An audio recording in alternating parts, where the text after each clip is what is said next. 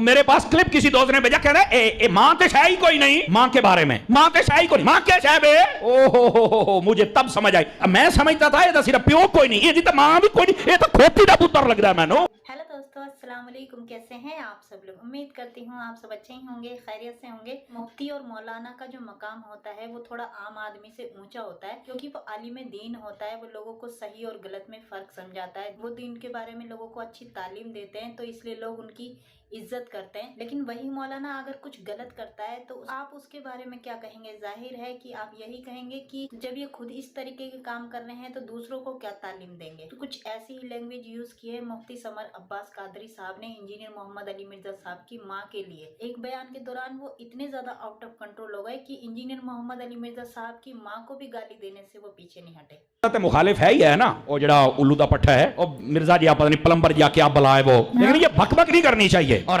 ہر ولی کی دشمنی, اور کبھی غوث پاک کی, کبھی حضرت جنید بغدادی, کبھی باجد بستامی کی.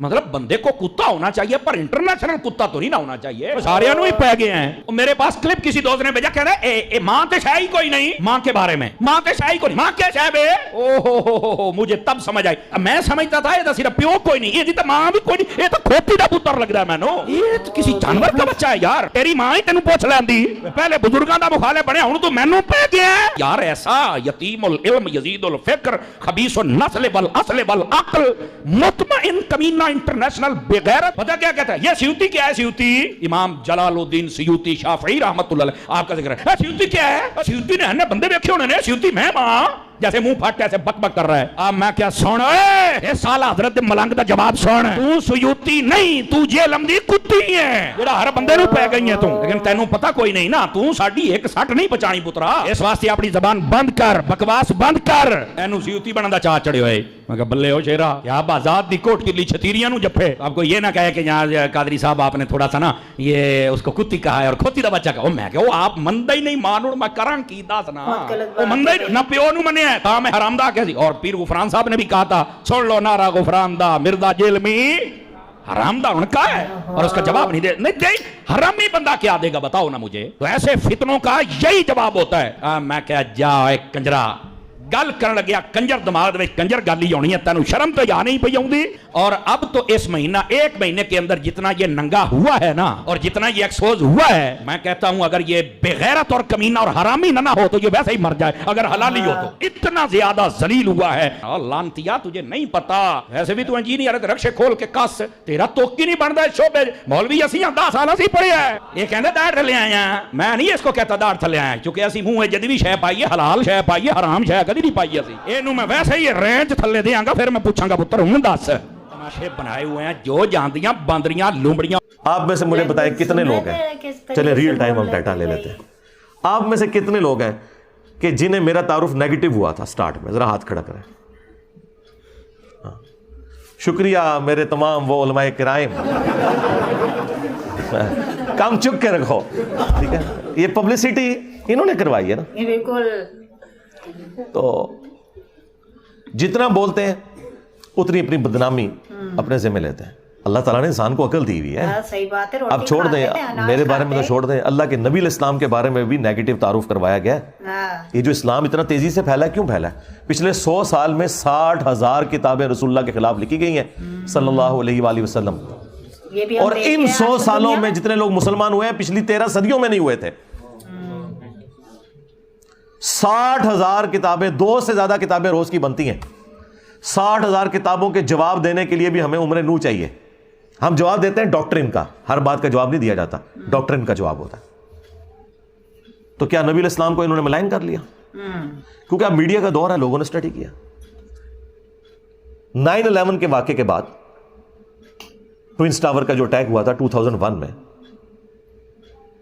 ہزاروں نہیں لاکھوں لوگ مسلمان ہو چکے ہیں. اسلام کا تعارف کتنا نیگیٹو انداز میں کروایا گیا, لیکن لوگوں نے اسلام قبول کیا. یار جن لوگوں کی ڈیوٹیاں لگی کہ تم نے نبی علیہ السلام کو ملائن کرنے کے لیے کتاب لکھنی ہے, اسلام کے خلاف کتاب لکھنی ہے, انہوں نے اسلام قبول کر لیا. یہ طاقت ہے نا. کئی ساری ویڈیو بھائی. تو اسلام کی طاقت, سچائی کی طاقت اتنی بڑی ہے کہ اس کے آگے کوئی بند نہیں باندھ سکتا. بالکل, کچھ بھی کر لے چاہے. ان لوگوں کا شکریہ جو اس طرح کی مخالفت کرتے ہیں. میں نے شروع میں یہ بات کی تھی کہ اگر آپ لوگ چاہتے ہیں کہ آپ کے فرقے 30-40 سال اور نکال دیں تو خاموشی میرے بارے میں اختیار کر لیں. جتنا بولیں گے اتنی جلدی آپ کے فرقے ختم ہوں گے, کیونکہ میں نے تو چپ نہیں رہنا. صحیح بات ہے. میں تو ہر بات کا جواب دوں گا اور میں اور ایکسپوز کروں گا. اب تو خیر باتیں ریپیٹ ہی کرنی پڑتی ہیں, آلموسٹ کوئی اعتراض بچا ہی نہیں دنیا کا جو میرے پہ نہ لگایا ہو. تو میں جواب دے چکا ہوں, اب تو مجھے جواب بھی دینے کی ضرورت نہیں پڑتی. پرانے کلپس ہی جوڑ کے ہمارے اسٹوڈنٹس خود ہی جواب دے دیتے ہیں. تو یہ کلپ کاٹنے سے مجھے کوئی نقصان نہیں ہوگا. بار بار مجھے قادیانی کہنا, اس میں سے کیا نکلا ہے؟ انہوں نے نقصان اٹھایا نا. قادیانی یہ کہتے رہے میں نے چشتی رسول اللہ اشعری رسول اللہ پڑھ کے انہوں نے چولہا لا کے رکھ دیتی ہیں. یہ اس کی وجہ سے ہی ہوا نا سب کچھ. صحیح بات. تو انہوں نے نقصان ہی اٹھایا نا اس کی وجہ سے. جتنا پروپیگنڈا کرتے ہیں میں اتنا ہی پھر دلیری کے ساتھ آ کے نہ مقابلہ کرتا ہوں کہ یار یہ یوں نہیں, یہ یوں تھا. بدنام ہوتے ہیں. ایک ایک چیز کا آگے جواب دیتا ہوں, کوئی لحاظ نہیں کرتا. ابھی وہ اگلے دن ایک مولانا صاحب نے میرے خلاف کلپ چڑھایا ہوا اور گالیاں دیں. یقین کریں ہمارے اسٹوڈنٹس کو تو جو بیچارے جذباتی قسم کے ہیں نا, وہ ویڈیوز دیکھ کے غصہ آتا ہے. جو میرے ساتھ بیٹھنے والے ہیں نا, وہ میرے ساتھ بیٹھ کے ہنستے ہیں صرف ویڈیوز دیکھ کے. میں آج تک اپنے کسی میرے خلاف جتنی بھی گالی گلوچ والی ویڈیو ہے, مجھے کبھی بھی دیکھ کے نہ تو کبھی غصہ آیا نہ کبھی کوفت ہوئی ہے, بلکہ میری تو میمز ہی وہی ہوتی ہیں جس میں مجھے گالیاں نکال رہے ہوتے ہیں. مجھے تو مزہ آتا ہے کہ یار ان کے پاس اب کوئی چیز نہیں ہے سوائے گالیاں نکالنے کے. باقی اس چیز کا ضرور دکھ ہوتا ہے کہ ان کی کیا اسلامی تربیت ہوئی ہے, وہ الگ بات, لیکن اس کا مجھ سے تو کوئی لینا دینا نہیں. کچھ نہیں ہوتا کہنے کے لیے. تو اگلے دن ایک مولانا نے ایک ویڈیو چڑھائی ہوئی کہ انجینئر صاحب کہتے ہیں ماں تے شاہی کوئی نہیں. اس کا مطلب نہیں پتا. میرے پاس کلپ کسی دوست نے بھیجا, کہتا ہے اے ماں تے شاہی کوئی نہیں, ماں کے بارے میں ماں تے شاہی کوئی نہیں, ماں کے شاہ بے. او ہو مجھے تب سمجھ آئی. میں سمجھتا تھا یہ صرف پیو کوئی نہیں, یہ تو ماں بھی کوئی نہیں, یہ تو کھوتی دا پتر لگتا ہے مینو. یہ تو کسی جانور کا بچہ ہے یار. تیری ماں ہی تینوں پوچھ لیندی, پہلے بزرگاں دا مخالف بنیا, ہن تو مینوں پہ گیا. اب اللہ کے بندو, مطلب یہ کوئی بات ہوئی ہوگی نا اس کے, کوئی شروع میں کوئی اول آخر کوئی بات ہوئی ہوگی. کسی نے ویڈیو بھیجی. یہ بات تو اللہ کے نبی نے بات کی ہوئی ہے, بخاری مسلم دونوں میں حدیث ہے, تم میں سے کوئی شخص اس وقت تک مومن ہی نہیں ہو سکتا جب تک کہ میں اسے اس کے ماں باپ اولاد سب لوگوں سے بڑھ کر عزیز نہ ہو جاؤں. اسی کو میں نے ٹرانسلیٹ کیا کہ جہاں کہیں اللہ اور اس کے رسول کی بات آ جائے وہاں ماں باپ تو شاہی کوئی نہیں. بالکل صحیح بات. آپ مجھے بتائیں, یہ تو حدیث ہے بخاری مسلم کی. انسان ہی ہے, اس کو ظاہر ہے میں نے اپنے انداز میں بیان کیا ہے نا. خدا تھوڑے جو بنا دیا اللہ تعالیٰ نے. مفکرین ہوتے ہیں یا جو شعراء ہوتے ہیں وہ انہی باتوں کو ایک ڈیفرنٹ فارم میں پریزنٹ کرتے ہیں, مطلب وہی ہوتا ہے. صحیح مسلم میں حدیث ہے کہ بے شک اللہ تعالیٰ اس کتاب کی وجہ سے بعض لوگوں کو عروج دیتا ہے اور بعض کو پستی کا شکار کرتا ہے. اور یہ چونکہ مضارع کا صیغہ مستقبل کو بھی کفایت کرتا ہے کہ اللہ قرآن کی وجہ سے کچھ لوگوں کو عروج دے گا, کچھ کو زوال دے گا. لیکن ڈاکٹر اقبال نے اسی حدیث کو ٹرانسلیٹ کیا ہے ماضی کے صیغے میں. وہ زمانے میں معزز تھے مسلمان ہو کر اور تم خوار ہوئے تارک قرآن ہو کر. یہ جواب شکوہ کا شعر. حدیث میں تو یہ نہیں تھا, حدیث میں یہ تھا کہ اس کتاب کی وجہ سے قوموں کو عروج ملے گا اور بعض کو زوال ملے گا. مستقبل کی خبر تھی. ڈاکٹر اقبال نے اسے ماضی کی خبر بنایا کیونکہ آج ہم مستقبل میں بیٹھے ہیں, ہمارے لیے تو ماضی ہو چکا ہے, ہمارے ساتھ جو کچھ ہوا, چاہے وہ ہمارے ساتھ تاتاریوں نے کیا یا کلونین پاورز نے کیا, ہم نے خواری تو کاٹ لی ہے. تو اسی بات کو ایک ڈیفرنٹ انداز میں انہوں نے پہنچا دیا کہ محمد سے وفا تو نے تو ہم تیرے ہیں, یہ جہاں چیز ہے کیا لوح و قلم تیرے ہیں. اس پہ جواب شکوہ کنکلوڈ ہوا ہے نا. دیکھیں مولویوں کی کوئی تقریر ڈاکٹر اقبال کے شعروں کے بغیر مکمل نہیں ہوتی. اور کہتے ہیں علامہ اقبال نے فرمایا. علامہ اقبال کو کیڑی ڈگری سی دسو. ہاں تمہارے بڑے بڑے مفتی علامہ اقبال کو کوٹ کرتے ہیں اور علامہ کہتے ہیں. علامہ تو وہ نہیں تھے, وہ تو ڈاکٹر تھے. فلسفی میں انہوں نے پی ایچ ڈی کی ہوئی تھی. دین انہوں نے اسی طرح حاصل کیا جس طرح میں نے. بہرحال میں نے تو الحمدللہ جس لیول کے اوپر آپ کے سامنے بیان کیا ہے, تو ڈاکٹر اقبال نے بھی ویسے بیان نہیں کیا کہ آپ کو آیات یا حدیث کے کوئی حوالے بتائے ہوں. لیکن انہوں حالے تک علامہ اقبال کہنے نے, انہوں تک کہنا چھوڑ دیں کہ محمد سے وفا تو نے تو ہم تیرے ہیں, یہ جہاں چیز ہے کیا لوح و قلم تیرے ہیں. یہ اللہ کی طرف سے انہوں نے جواب دیا ہے کہ اگر تو نے میرے نبی کے ساتھ وفا کی نا اے امت محمدیہ صلی اللہ علیہ وآلہ وسلم, پھر ہم تیرے ہو جائیں گے. بالکل. اور یہ دنیا تو کوئی چیز نہیں, لوح و قلم پہ بھی فیصلے پھر تمہاری دعاؤں کے اوپر ہوں گے اگر تم میرے نبی کے وفادار رہے. اب یہ قرآن و حدیث میں ان الفاظ کے ساتھ تو کہیں بات موجود نہیں, لیکن پورے قرآن و سنت کی تھیم یہی ہے کہ کی محمد سے وفا تو نے تو ہم تیرے ہیں. یہ جہاں چیز ہے کیا, لوح و قلم تیرے ہیں.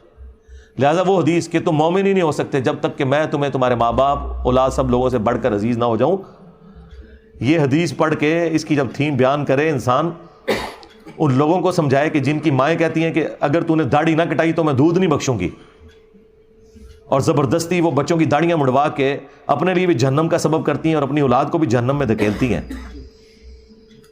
اور اپنی بچیوں کا حجاب اتروا دیتی ہیں کہ اچھے رشتے نہیں ملیں گے, اور بعد میں بھی جو ملتے ہیں رشتے وہ بھی جو گند کھاتے ہیں بعد میں وہ بھی پتہ چل جاتا ہے. تو ایسے ماں باپ کو پھر ہم نہ سنائیں کہ ہم نے اللہ اور اس کے رسول کی بات ماننی ہے, تو سیدھے شاہی کوئی نہیں. بالکل صحیح بات ہے. ماں باپ کے ساتھ اس نے سلوک کا حکم اللہ نے دیا ہے. اگر ماں باپ اللہ اور اس کے رسول کے باغی ہیں پھر ان معاملات میں ان کی بات نہیں مانی جائے گی.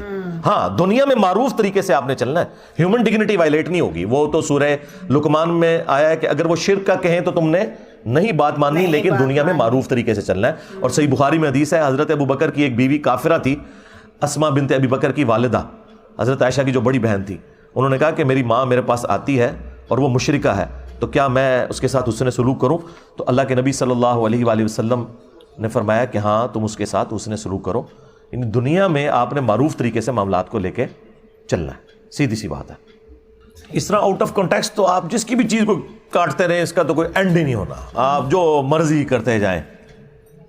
لیکن آپ نے فرق دیکھا, ہمارے اسٹوڈنٹس یہ حرکت کسی کے ساتھ نہیں کرتے اور ہمارے مخالفین کرتے ہی یہی ہیں, اور اپنا لقمہ اس کے منہ میں داخل کرتے ہیں اور پھر کہتے ہیں جی جوڈیشری سے کیسز کیوں فارغ ہو جاتے ہیں. یار جوڈیشری میں جو لوگ بیٹھے ہوئے ہیں وہ ملوٹے تو نہیں ہیں, تمہارے بزرگوں کے عبادت گزار تو نہیں ہیں. جوڈیشری نے تو اپنے معاملات کو لے کے چلنا ہے, انہوں نے آئین اور قانون کے مطابق معاملے کو دیکھنا یہ بات اس طرح ہے یا نہیں ہے, اس کے بعد انہوں نے فیصلہ سنا دینا. ان کو تو اس سے غرض ہی کوئی نہیں ہے. تو یہ اسی لیے اس طرح کی آؤٹ آف کانٹیکسٹ چیزیں فارغ ہوتی ہیں کہ وہ باتیں ویسے ہوتی نہیں ہیں. اور دوسرا, ان چیزوں سے آپ کو یہ پتہ چل گیا کہ ہمارے مخالفین کے پاس نہ اب قرآن بچا ہے نہ سنت بچی ہے کہ وہ پیش کر سکیں ہماری مخالفت میں. پہلے بھی خیر کوئی نہیں تھے پیش کرتے, ابھی بھی کوئی تھوڑا بہت کوئی پڑھن پہ گئے نا, تو وہ وجہ صرف یہ ہے کہ میں نے قرآن و سنت بیان کرنا شروع کیا تو اب یہ جمعے کے خطبوں میں تیاری کرتے ہیں اور کوئی نہ کوئی قرآن کی آیت یا حدیث بیان کر کے کوشش کرتے ہیں کہ پبلک کو بتائیں, ریفرنسز دیں نہ دیں ان کی اپنی مرضی. تھوڑا بہت کوئی ابھی علمی شغف بھی آیا تو ابھی آنا شروع ہے, اچھی بات ہے, ہم اسے اپریشیٹ کرتے ہیں, ایسے ہی ہونا چاہیے.